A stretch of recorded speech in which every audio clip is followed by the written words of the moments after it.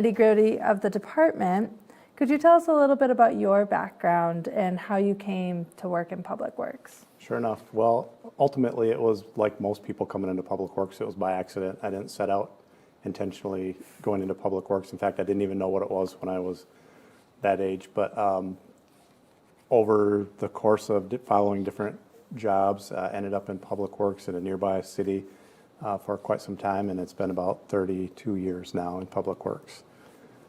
Can you share some of your key roles and responsibilities in the department? Yeah, so in the position that I'm in, it's overseeing the entire department, all of the functions, the job functions, all of the financial pieces to the department, and extending outside of that, it's collaborating with the other departments, with the community. Basically, whatever needs come up, we want to make sure we're there to assist the community. And we were talking a little bit before the show started about how Grand Rapids Public Works Department is a little bit different than what you might see in other cities. And that collaboration piece, I'm sure, comes in quite a bit here. But can you give us an overview about what the Public Works Department does here in Grand Rapids? Sure enough. We are unique just because of the size. So sheer size of the department, sheer size of the city. Most departments in smaller cities encompass a little bit of everything. But because of our size, we essentially have two main functions. One is materials management.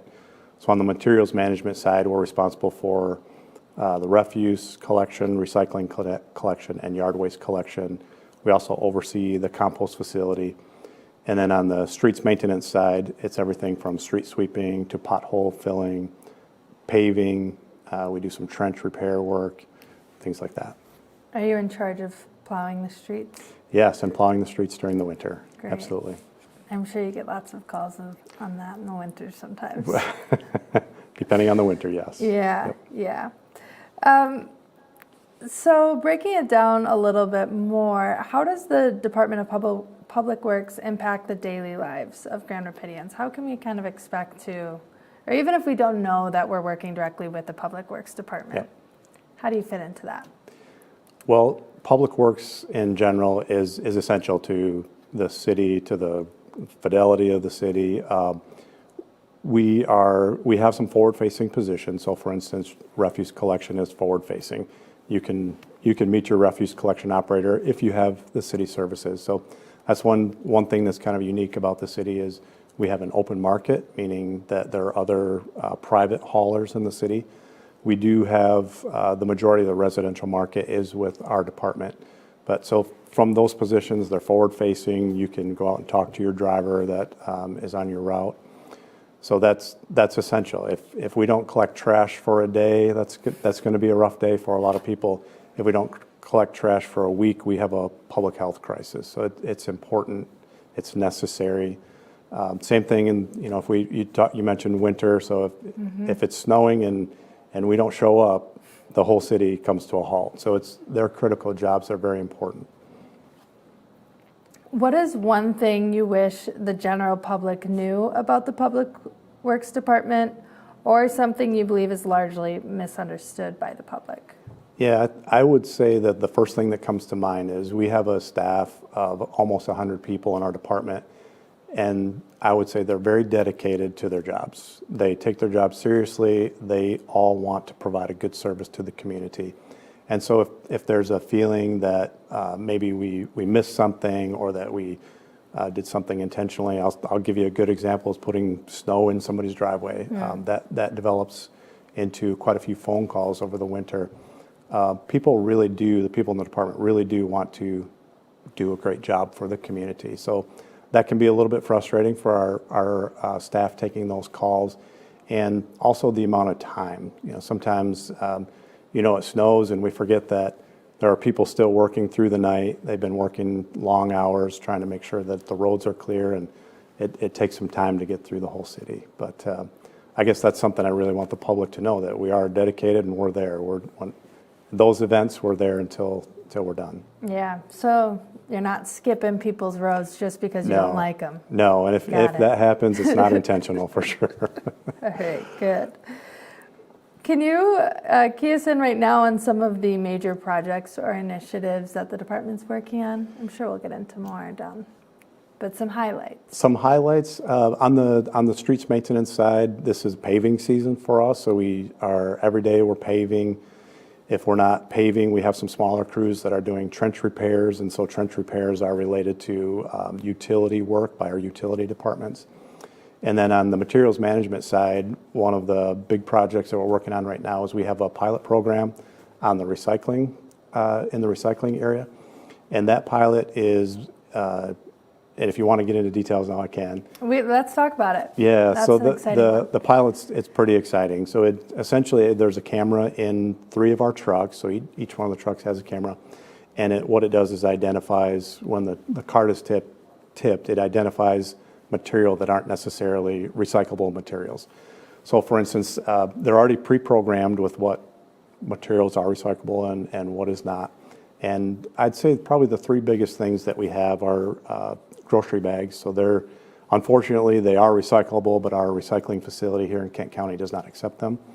So that's probably the biggest thing that we see. Unfortunately, we do see people throw yard waste in their recycling cart, and then just trash bags in general. But anyway, so the program identifies those items, it zooms in on them, it snaps a photo, blurs everything else out, and then it sends a postcard, or a postcard is generated to go to that resident.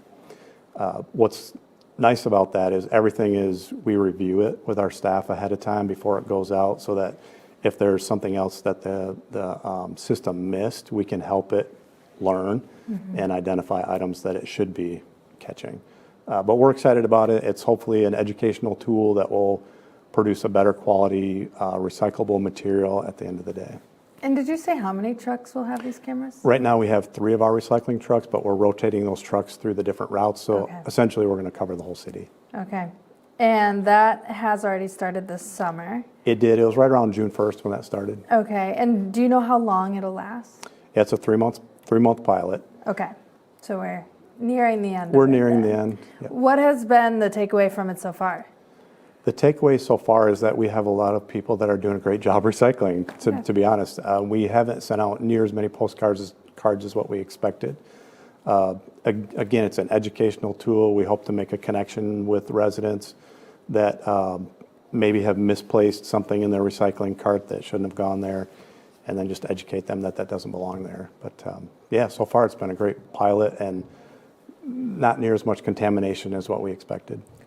Are there hopes to keep this pilot going and have these cameras be in every truck? There are hopes, yes. The pilot is running off of a grant, and the grant for that particular aspect is about $90,000. So they're about $30,000 a piece. So we would like to, but then yes, that's $30,000 a truck. That's pretty expensive. So on the topic of recycling, there are a lot of good intentioned people out there that just sometimes get it wrong. Yep. Maybe there's too much food waste left on their pizza box or whatever it is. How can people learn how to become better recyclers I think a lot of people get discouraged because they're trying and they're finding out they're not doing it good enough. Yeah. Where would you point them to? So the city's website, we have some information on the Public Works page. There's also a little a test you can take to see if you're a good recycler. Now it sounds like play it today. It's a fun game. Sounds like we need to do some modifications, but yes. Also Kent County's website. So the Kent County the Kent County Department of Public Works manages the recycling facility, and they have some great educational tools as well.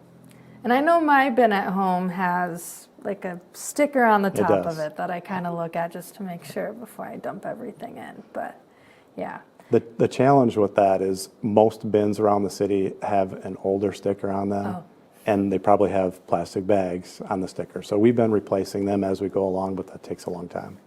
Yeah. So no plastic bags, and if you have a bag of cans, dump out the cans. Don't include the bag. Another thing about recycling and trash removal really is that the city has a subsidized trash removal service. It's in partnership with Home Repair Services. Could you tell us a little bit more about that? Yep, so it is an income-based program. It essentially provides folks that qualify with a 32-gallon, it's the smallest cart that we offer, a 32-gallon cart at no charge. Now they can, if they need a bigger cart or a second cart, they can pay for that. But they, like you mentioned, work through home repair services to determine whether or not they qualify. And that's just for the trash. That doesn't include yard or recycling. That's correct. And then there's a few different kinds of things you need to throw away, but some of them are hazardous. Yeah. Where do you recommend people get rid of their hazardous waste? And what is hazardous waste? Because I also think some people think of like skull and crossbones, don't touch this, Yeah. but it's more nebulous than that, I think. Yeah, I guess on the real simple side, a bottle of bleach or a cleaner that you use for your kitchen would be considered a hazardous waste, and you would want to contact the county's Department of Public Works. They have drop-off facilities around the area, but specifically at the recycling center, they have a drop-off for hazardous materials. What about batteries? Are batteries included in hazardous waste? Batteries have been a unique thing. So they were for a while, and there was a separate battery collection, and then now batteries can be thrown directly into the trash. Okay. I would caution, though, say, for instance, like a 9-volt battery, because that, if there's still some power in there and the 2 points connect or somehow touch something together, it can actually cause some issues. And so, for instance, we've had, within the last year, I think we've had 3 fires in our trucks because of that. We talked about vapes earlier. Vapes quite often still have batteries that are active when they're thrown away, and they can cause fires. But typically what we recommend people do, especially with a 9-volt, is put a piece of tape over it so it doesn't make connection with the 2 points. Yeah, I didn't realize that. So trucks, like as they're driving, are realizing they have fires in the back? Yes, like I said, it's awful, been I think 3 or 4 times over the last year. We did lose one truck completely. The others we were able to dump the load, get the fire department there, and save the trucks. Be careful with your batteries. Yes, then. please.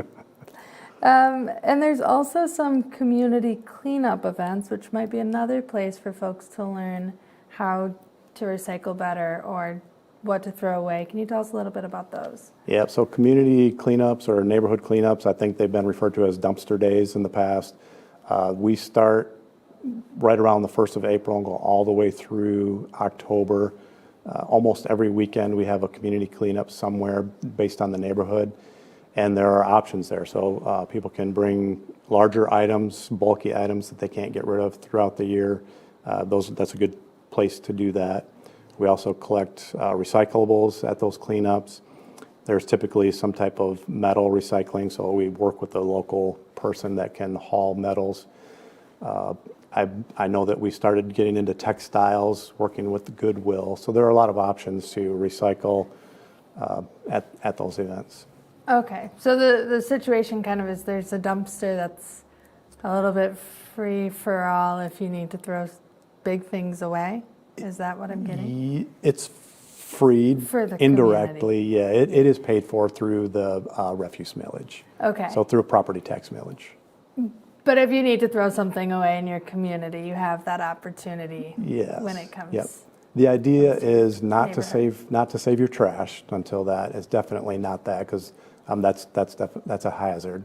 But if you have a bulk, say you have a piece of furniture that is just broken and you don't necessarily want to pay for it separately, you can save it and then throw it away at that neighborhood cleanup. Great. Well, it is just about time for our first break, so thank you for answering our first set of questions, and more from Public Works Director John Gorney when we return.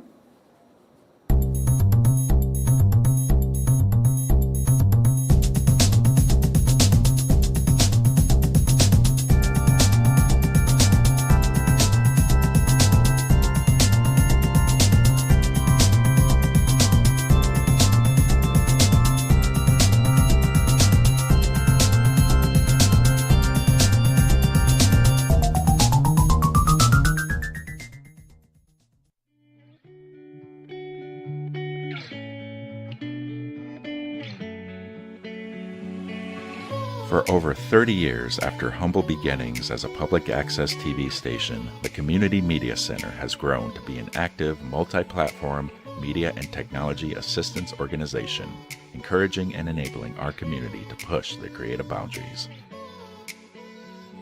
We power a variety of resources, including a music-centered community radio station, WYCE, a community venue with stage and screen at Wealthy Theater, citizen-driven journalism with the Rapidian, a web development team empowering local nonprofits, an education department that trains and broadens students' minds, and a free speech public access television studio, GRTV, where it all began. By introducing audiences to new voices and ideas, we enhance community engagement and create connections between artists and audiences, enriching our city's cultural offerings. We empower and collaborate with platforms and resources accessible to all and used by all. Every free democratic society depends on media, accessible to the community and uncensored by government. The Community Media Center continues this work for the media landscape of today and tomorrow.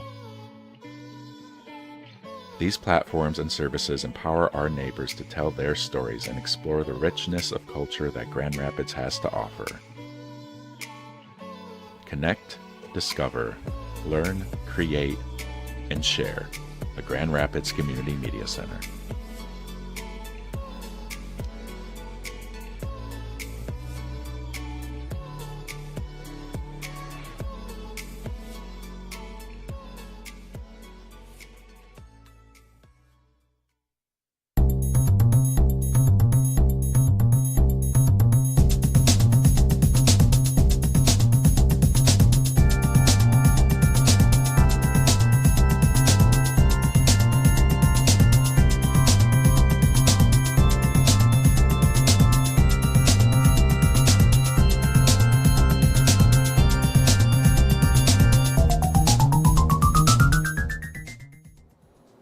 Welcome back to City Connection. On today's episode, we're talking with Public Works Director John Gorney. Welcome back. Thank you.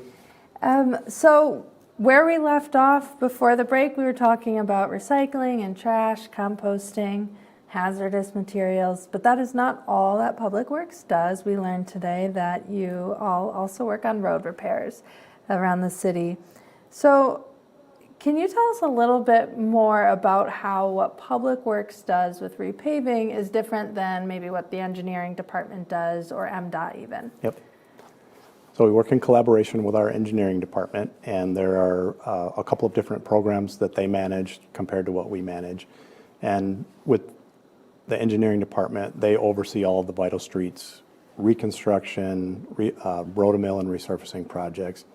And then we take on what would be a resurfacing of a street to basically enhance it or give it a few more years of life. So the hope is we give it another 5 to 10 years of life. We work cooperatively. We review all the streets on an annual basis, every street in the whole city on an annual basis. And that's all done based on a statewide rating system called a PASER rating. And then that's how we make those determinations of what streets need, what type of repair, and when. Is there anywhere out there where folks can see like what streets might be next or what streets are prioritized next? Yep, on the city's website, if you go under the engineering section, you can see all the streets that are part of the Vital Streets program. So those are all listed there. There are public meetings that people can come to as well. There's a Vital Streets Oversight Commission. So folks are, that's available for the public to join if they want to come and either provide input or listen to see what's coming up. And there's different types of ways to resurface a road. Is that correct too? Yes. Sometimes I see like the gravel method. Yep. Is that the work that you all do? So we don't necessarily do much of that in the city of Grand Rapids. I know around us, many of the other communities do. We have been exploring some of those other alternatives, although I know that some of them have not been well received in the past. They do offer some benefits, but they can be messy. So we want to be careful about whether or not we choose to go that route. Typically for us, we are, when I say resurfacing, we're putting another 1.5 to 2 inches of just asphalt over top of an already paved street. Okay. Any that are going on right now in Grand Rapids that drivers might be a little familiar with? There's a very long list going on right now. I would say, and it changes daily, especially with our department. We have and we can refer people to those streets specifically, but we do a good job of notifying everybody on the street ahead of time. Okay, so your projects, when you're working with streets, usually have a quicker turnaround. They do, much quicker. Yep. Yeah. Trying to do the full end division intersection right now, that one has been taking. But it's a big project. I'm not complaining. It'll be really nice when it's done. Yeah, it will. It'll be great. So we talked about how we prioritize which roads and infrastructure need the most attention. What would you do, or what would someone do if they have a pothole maybe on their commute to work every day or outside their house and they want it fixed? Certainly report it as soon as possible. If we don't know it's there, we don't know it's there. So we need to know so we can get it repaired as soon as possible. We have a great turnaround once we do hear about it. The best way is the 3-1 app on your phone. Snap a picture. It'll send us exactly the location of where it is, and we can get to it. I also want to talk to you. So not all of Grand Rapids roads are pavement. Right. We have a lot of brick, cobblestone type streets. And those also have holes, but they're not the same as a pothole. How do you go about fixing those kinds of streets? It depends. So some of the brick roads are historic, so we have to be careful about how we go about fixing those. Typically, if it's a large hole, we're going to bring a contractor in to do that work. We're not equipped to do that on a brick or cobblestone road. There are, though, some brick pavements that we are able to work with. So some of the newer ones where they're not necessarily a historic road, we are capable of doing that work. Great, good to know. I don't know if I answered the question directly, but we try to make sure that the fix is done with the same materials or similar material. That makes sense. That was my question because I know that a lot of them have to be historic. Yes. The bricks. So that's correct. If they have the same rules that the houses have in Heritage Hill, I'm guessing there's some hoops to jump through to fix those. We don't want to put pavement over a historic road, no. And I hate to do this the first week of August, but I know another big part of your job is prepping for the winter time. So what part of like getting ready, not even getting ready for winter, but winter care falls under the Public Works Department? It does. So plowing, is that the big one? It is. And then I'm guessing street cleaning in late fall, early fall, really all fall, is a big part of it too. Yes. So let's do street cleaning first. Great. We sweep streets throughout the year. We have different types of street sweepers. We have 2 electric street sweepers, and then we have 4 diesel street sweepers, and then we rent street sweepers in the fall. So we have a complement of quite a few during that time. This time of the year, we can keep the sweepers that we own going on a daily basis, and then we move those around the city. Basically, if you think about a plow route, they go through different routes at different times of the year. We try to get through our local streets at least 3-4 times a year. Some require more, our major streets. Some require more attention than that. And then our local streets, we try to hit twice a year. Now, in the fall, there are certain areas with large trees, a lot of leaves. Those are going to get a lot more attention. We might go over those multiple times, so that me saying we'd try to do them twice a year might end up being 2 or 3 or 4 times in a shorter period of time, just to try to keep up with the leaves. As far as planting for winter, I'd say we're already doing that. We've been doing that since the end of last winter. Whenever a winter ends, the first thing we do is look at how did we do? Did we do well? Did we not do well? What can we improve on? We always want to be working with our neighbors, so we're collaborating with our neighboring communities. We're looking at what complaints did we have come in, what areas did we maybe not fail or do as well as we could have done. So we're looking at those things. We're looking at our routes to make sure our routes are as they should be. We have to plan for salt in April for the next year. So we're looking at averages over the last 5 to 10 years. How much salt did we use? And at the same time, we're looking at how can we reduce the amount of salt that we're using.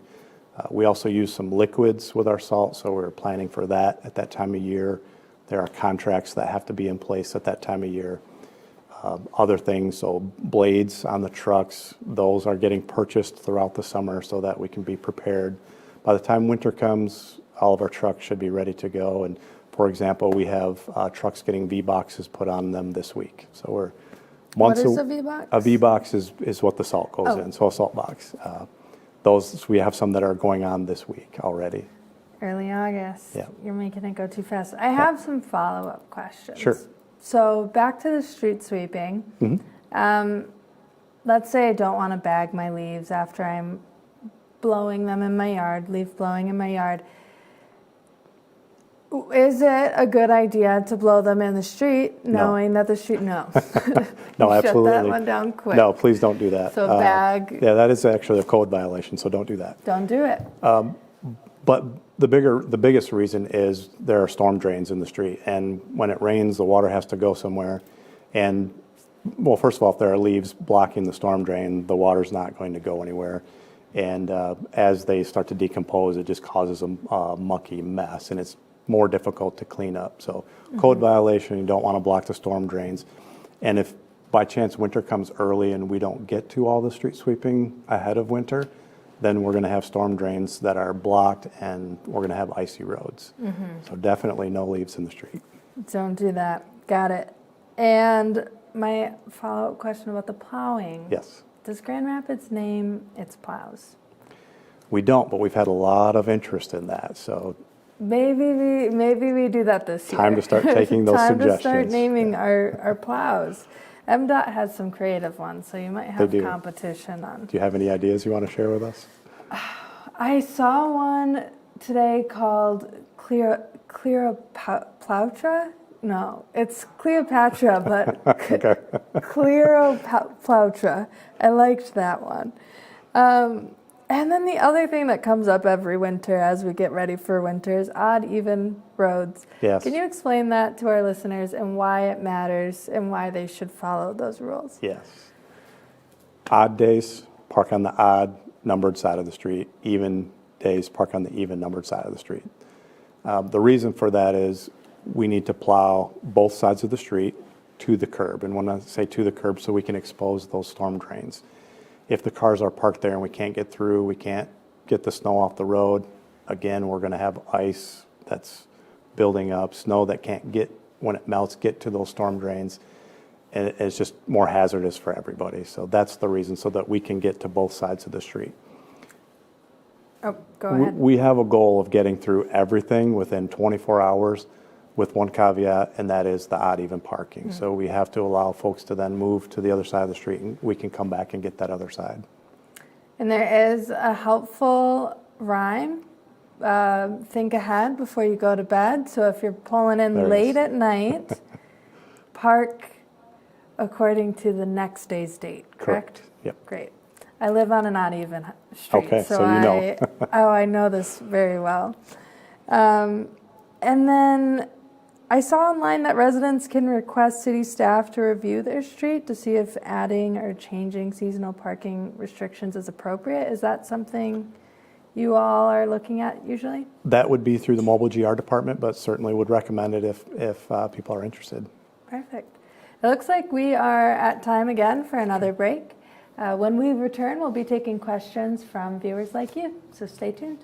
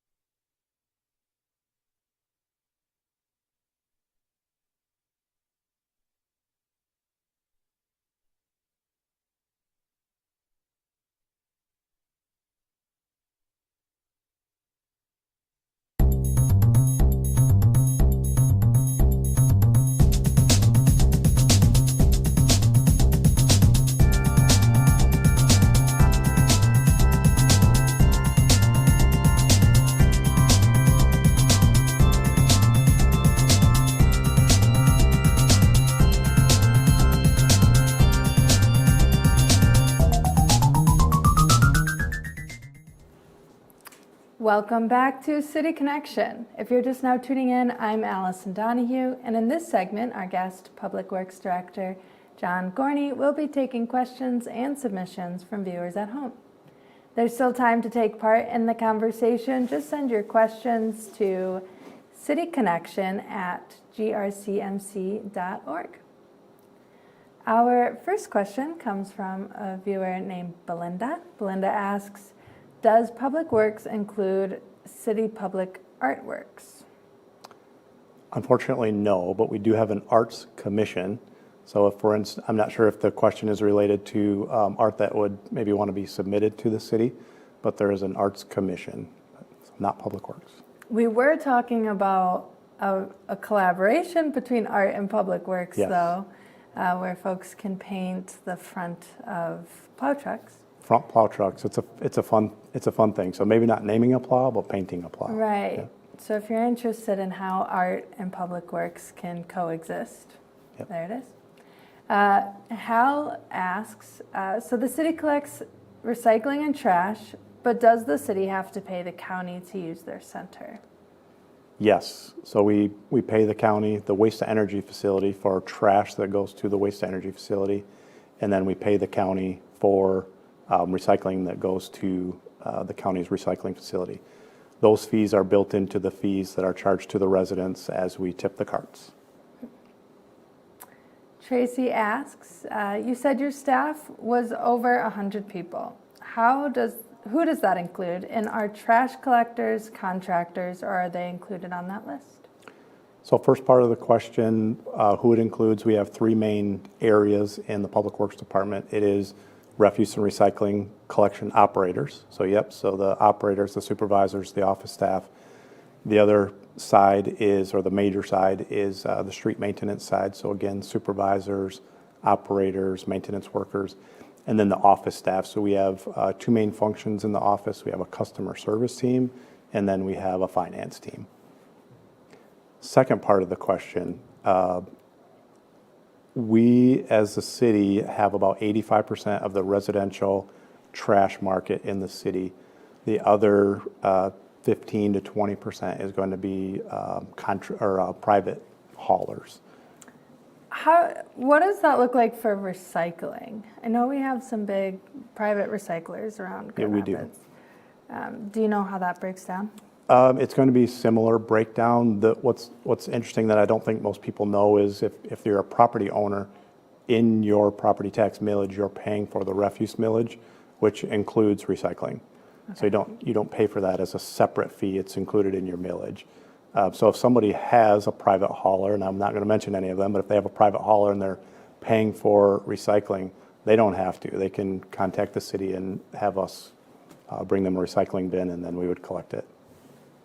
Just public information Yes. you're sharing. John, this question's from John. There is a huge pothole on a corner I have to go by each day. It's got a circle drawn around it in spray paint and a traffic cone in it. Does that mean the city knows about it? And how can I check when that will get fixed? I would say, just based on the information that was provided, that most likely we know about it. I would have to see if it's a city cone. I'm assuming that it is.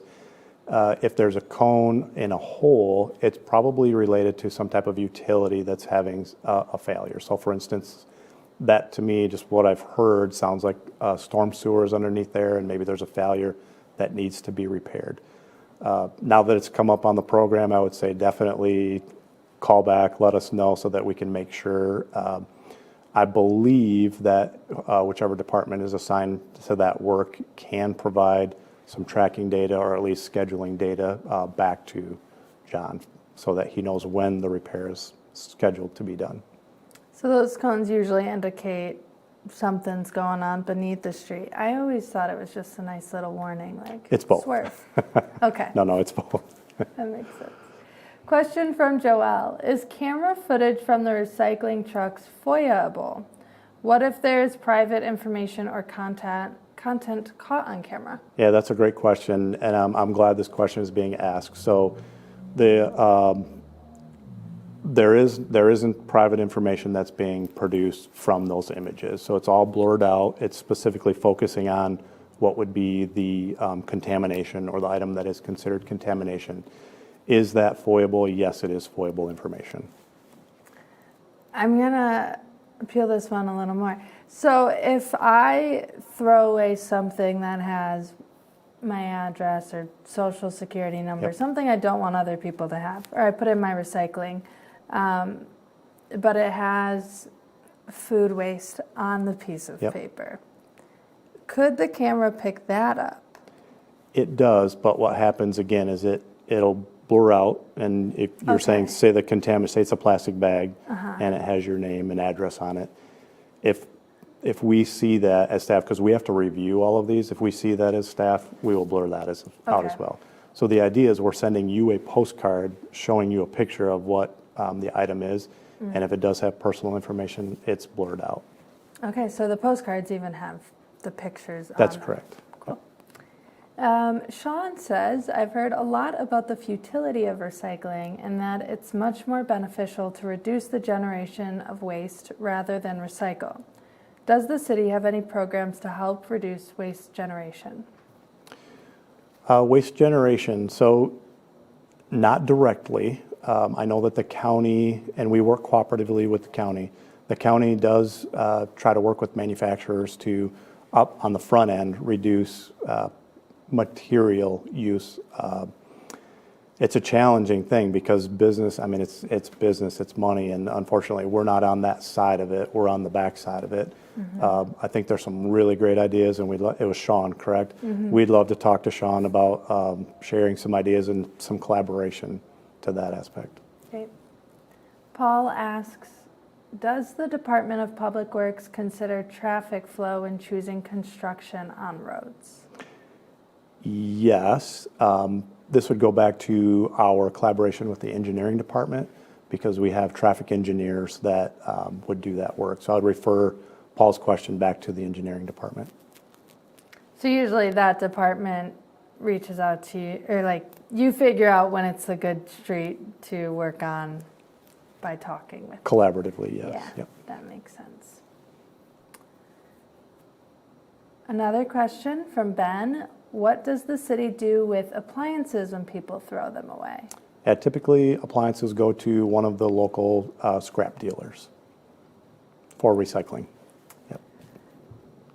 For another question from Dean, one of the mayoral candidates has proposed changing the accumulation threshold on plowing from 3 inches to 2.5 inches. What does this mean, and would this cost more money?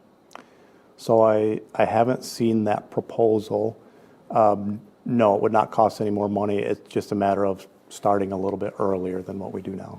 Okay, would that make much of a difference? Like, where does the 3-inch mark come from? So it's historical. When is it unsafe to be on a road? I would say if we're talking streets, and it sounds like we are, a major street or what we call a first attention street, as soon as it snows, we don't even have to have accumulation. We have trucks out. We're spreading salt, spreading liquids to make sure that those streets are treated immediately. When it comes to snow removal, snow plowing, say on a local street, that's where that 3-inch mark is. And typically 3 inches is still pretty safe to drive through. Lowering it to 2 inches, okay, it just means we start a little earlier. I don't know that it would cost any extra money. Okay. And more clarification. So, like a major street would be Fulton Division. Those are major streets. And then a local one might be Cherry, or that might even be major? That would be like a second tier major Okay. street, yeah. We won't get too into the weeds, just trying to figure this out. Yeah, local street would be just any residential neighborhood street would be considered a local street. It's generally based on traffic volumes. Okay. Question from Linda. You mentioned that most times resurfacing a street involves going over the current street. Does that extra weight cause a problem? No, it does not. So a few things that we have to look at ahead of time is there curb and gutter on the street? So sometimes we have to do some milling ahead of time, so we do that with a contractor. We also have to look at, say for instance, storm sewer or sanitary sewer manholes that could be in the street. those have to be adjusted. But as far as the additional weight, it doesn't cause any harm to any underlying utilities. Question from Kane. There is a brick road at Logan and Lafayette that has some really big bumps that bottoms out my car when I go over them. Is it possible to fix that? And is that a historic brick road? I believe, yes, that is a historic brick road. I don't know the schedule off the top of my head. I'd have to look with our engineering department to look at that to see when and if that's scheduled to have any repair work done to it. It depends on the bottoming out or the bumps are because of settling of the road or actual holes in the road. Mm-hmm. If it's settling, it would most likely be waiting until we schedule that for reconstruction. If it's an actual hole in the road, that's something we can address immediately. But definitely give us a call with that concern so we can take a look at it. Great.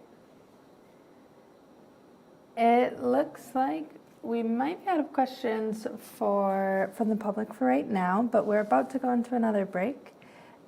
Is there anything that we've talked about so far that you think might need some more clarification for folks, especially after some of the questions we've heard today? I don't know. I love the questions, though. These are great. I'm passionate about the work that we do. It's it's service to the community, and like I said, our staff is dedicated. And clarification, I don't think there's any clarification on questions so far. No. Yeah, it seems like it might be a little confusing, and I don't think it's your fault, but just between what the engineering department does in terms of sheets. But I'm sure that. I would hope that doesn't confuse the public. That's on our end. That's for us to take care of. So yeah. If it's confusing, our hope is if somebody calls in with a question, if we're not the department, we're going to either help them get to the right department or find the answer and get back to them with the answer. Yeah, I think the confusing part might be whether a road needs to be resurfaced or redone. Or reconstructed, yeah, reconstructed, yes. Yeah. But we can take a break now. When we return, we'll be taking more questions from the community. Stay tuned.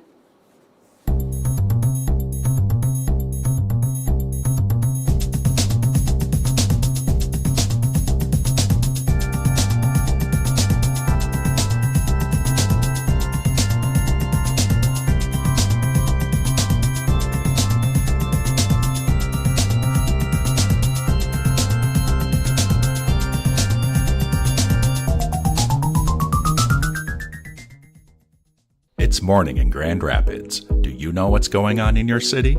Stay informed about what's happening in your community with The Rapidian, your source for hyperlocal news and information. The Rapidian is a community-focused news source powered by local residents like you. Our volunteer writers and reporters create content that hits close to home about topics like local government, business, schools, events, and people. The Rapidian goes beyond the headlines to provide in-depth coverage of issues that affect Grand Rapids directly, so you can stay in the know.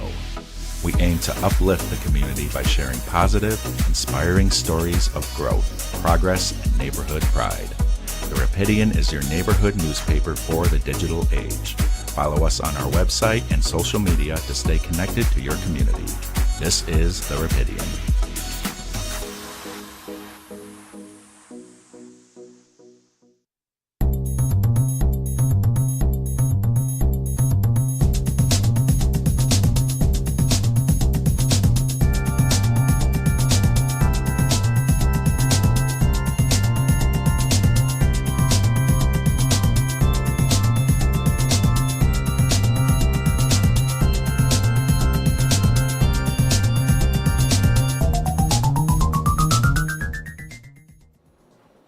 And we're back. Here with us on City Connection is Public Works Director John Gorney.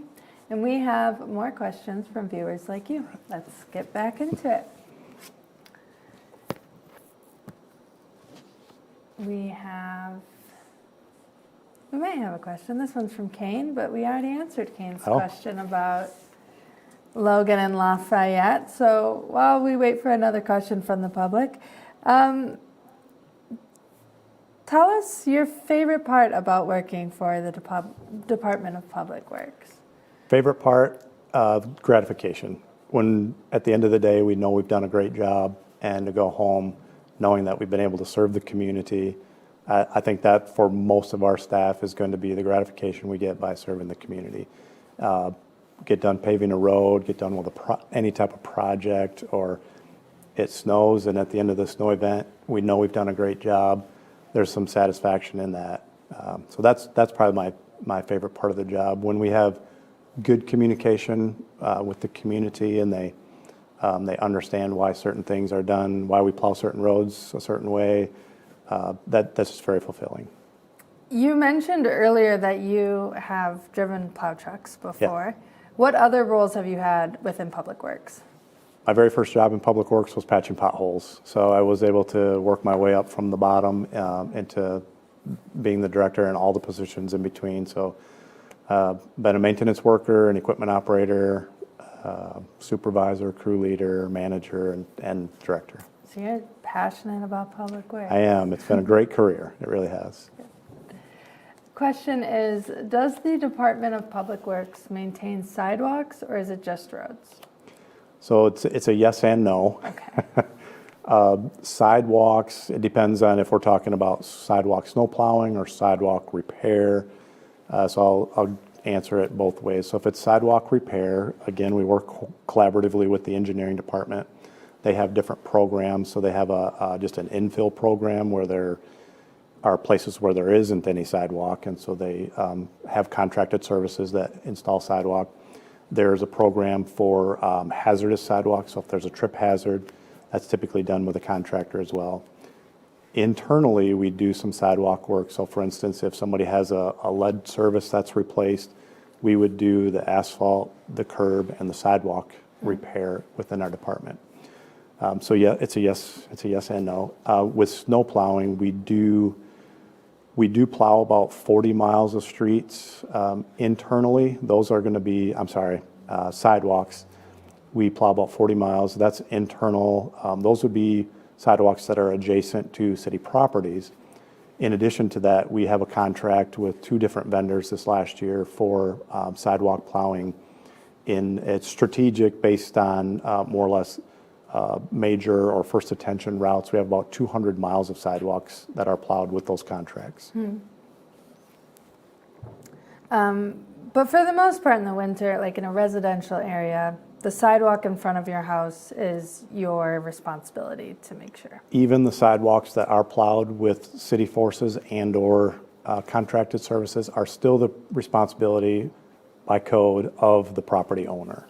Yes, that is So correct. it might just be kind of a nice surprise to see that someone from the city came through or a contractor came through. Yeah, and the reason for that is especially on a first attention route, we're putting a whole lot more snow and slushy, icy snow from the road onto the sidewalks more often. And so we realize we're adding to the issue more and more. Yeah. So it makes sense that we have those sidewalks plowed. On a local street, that's not necessarily the case. That makes sense. Yep. Kim asks another plowing question. If plowing is light for a given winter, what does the city do with the money it saves? So anything within the major and local streets funds that is not used drops to fund balance. So basically to the savings account for those funds. Have you noticed that over time? I mean, every year is different, but have you noticed a shift in the amount of plowing that's needed each winter?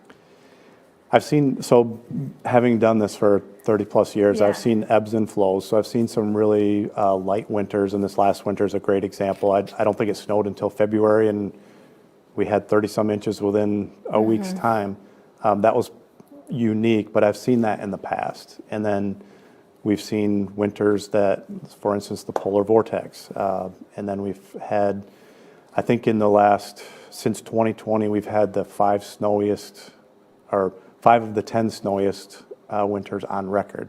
So I've seen a little bit of everything. It ebbs and flows, and we just have to be prepared for the worst. And when we have light winters like last year, it can be a little bit of a challenge because we're geared up and prepared and ready, and it doesn't snow. So what are we going to do instead? And we have plenty of other maintenance work to do, but we just have to be ready for the worst. Yeah.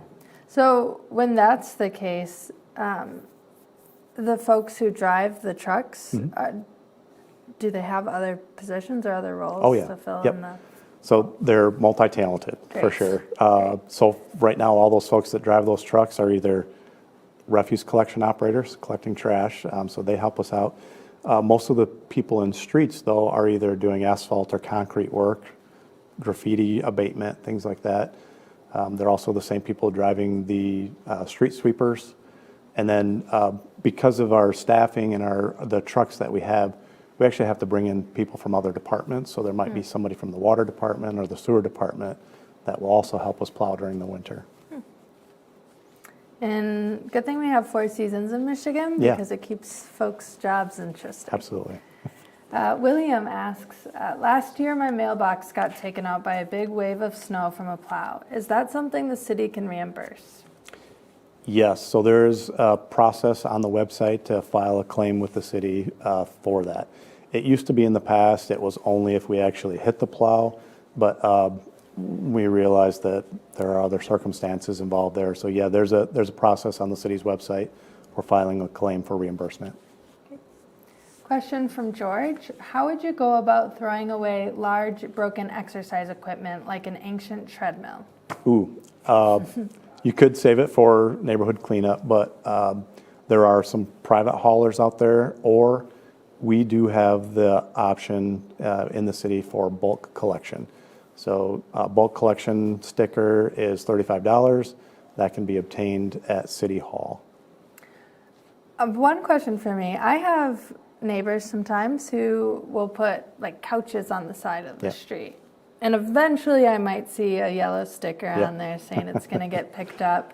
But if you just see like the folks who are picking up those bulk items, they're not just going to pick up any couch Correct. that's sitting on the curb, right? That's correct.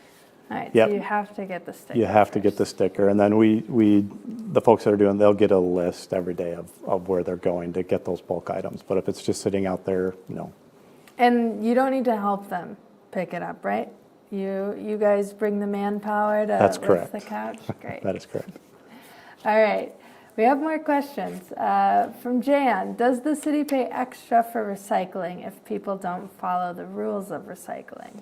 That's a great question, and I'm glad that one was asked as well. So for instance, if there is a contaminated cart, the county does allow for a certain percentage of contamination. However, if we exceed that threshold, yes, there's essentially, we'll say, a fee or a fine that the city is charged for a contaminated load. Sometimes those loads will be rejected, meaning we will have to bring trucks back. The county will scoop it up. We'll have to truck it out and bring it to the waste energy facility. So it can be very costly for the city for contaminated recyclables. So now that there's cameras in place and we can kind of see if there's a lot of contaminated things going into the recycling, does the city ever, or city employees ever sort it out themselves before sending it in? Yes, they do. So besides the new system, there are already cameras installed that the driver sees what's coming out of the cart. So they can see exactly what's being tipped. The drivers know that if they reach a certain threshold of contamination, that we would potentially get fined. So it's better to take that load. It doesn't happen very often, but it does happen. They can take that load right directly to the waste energy facility, which is unfortunate that we'd have to do that, but it does happen occasionally. Yeah. So yeah, that's tax dollars. So gotta organize your trash and your recycling. Yeah. From Karen, we've had a couple of water main breaks this year. Does the Department of Public Works work on fixing or preventing this? So water is a separate department, I would say that, and that's a great question for the water department. I don't want to answer for them, but I know that they do, but I'm not going to answer for them. That's fine, different department. Yep. What is the budget for the Department of Public Works and how much of it is local taxes versus grants or federal state funding? Good question. So on the major and local streets side, it's almost equal. So major and local streets combined is about $20 million. That's mostly funded through fuel taxes. So that would be state and federal fuel taxes.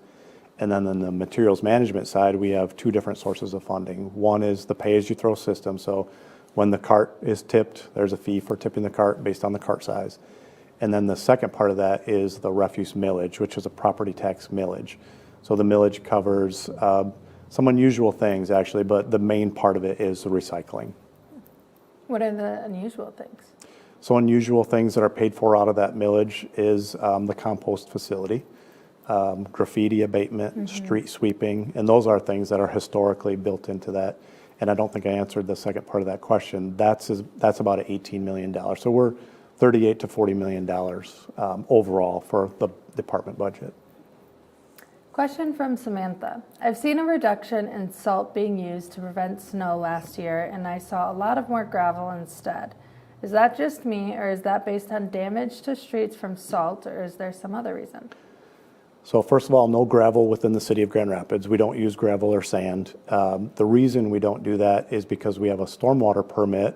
It's a federal permit, and that would contaminate the stormwater, so we don't put sand or gravel on the road. We use salt combined with calcium chloride as a liquid. The reason there would be less salt is we're just getting smarter. Like I said, I've been doing this for 30 years. We used a lot more salt back then than what we do now. Technology is so much better. The drivers have an incredible amount of technology, so they can really dial in on how much salt they need to use based on the street, based on the conditions. It's all road temperature, air temperature. Is it a dry snow? Is it a wet snow? So we're getting smarter. We want to use less salt because it does have an impact to the environment. Great. It looks like it is about time for us to wrap it up. I want to say thank you to everyone who has written in today and asked questions, and thank you, Absolutely. John, so much for answering those questions. For sure. And humoring mine at the same time. That's all the time we have today, so thank you to our guest for coming in, and thank you to all of you at home for tuning in and sending in your questions.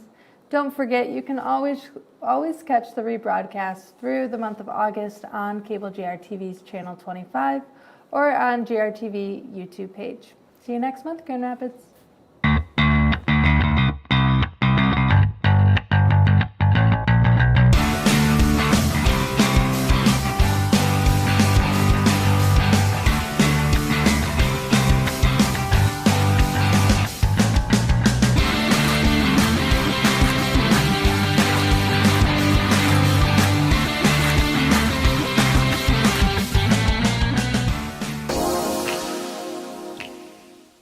The Grand Rapids Community Media Center is committed to creating a diverse and inclusive environment for all community members. It is a place where community voices are heard, valued, and lifted through media.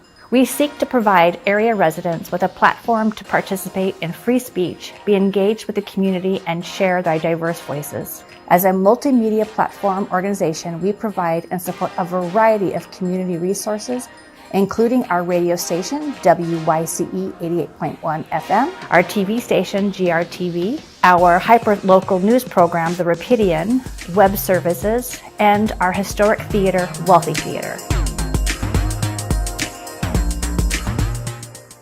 WYCE is West Michigan's only community radio station that is listener-supported and volunteer-powered.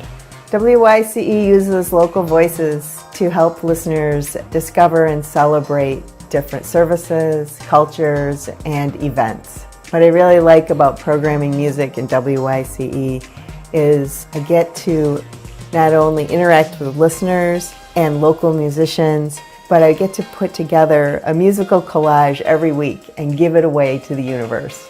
As a volunteer programmer, you get the training on how to use equipment, how to access music from the library, and how to put together a great show that showcases local and national artists and still has your creativity included.